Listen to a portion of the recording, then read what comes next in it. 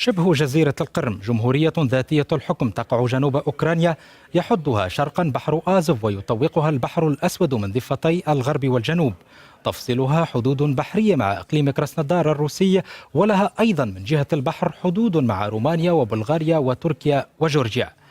تبلغ مساحة شبه جزيرة القرم نحو 27 ألف كيلومتر مربع، يقطنها أكثر من 2 مليون شخص من قوميات متعددة، وتعتبر مدينة سيمفيروبل المركز الإداري للقرم وعاصمته، فيما تخضع باقي المدن إلى تقسيم إداري ترابي يتألف من 14 منطقة. شبه جزيرة القرم المطلة على بحر آزف والبحر الأسود اكتسبت منذ القدم أهمية استراتيجية، وقد كانت محل نزاع وحروب طويلة بين الإمبراطوريتين الروسية والعثمانية. وبعد عقود من الصراعات أنهت معاهدة كيتشوك نارجي عام 1774 أنهت الوجود العثماني في منطقة القرم، ومنحت روسيا حق السيطرة الكاملة على كل القواعد العسكرية فيها. إلا أن تكرر خرق المعاهدة دفع الإمبراطورة الروسية يكاترينا الثانية دفعها إلى إصدار مرسوم يقضي بضم القرم وجزر تامان وإقليم كوبان إلى الإمبراطورية الروسية.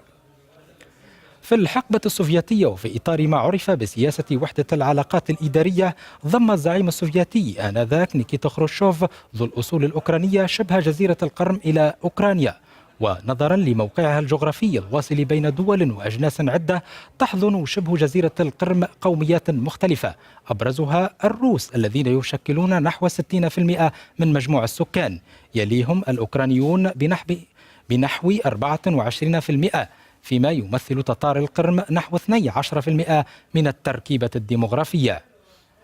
الحضور الروسي في القرم لا يقتصر على القومية واللغة فحسب، بل له بعد عسكري بين، إذ تحتفظ روسيا لنفسها بنافذة على القسم الغربي من البحر الأسود عبر أسطولها المرابط في ميناء سيفاستوبل، بمقتضى اتفاقات عدة أبرمت منذ انهيار الاتحاد السوفيتي.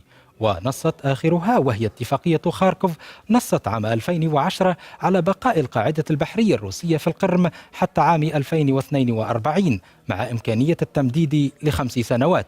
ويقدر عديد قوات الأسطول الروسي هناك بما بين 11,000 و15,000 عنصر، بالإضافة إلى مئات القطع العسكرية الضاربة.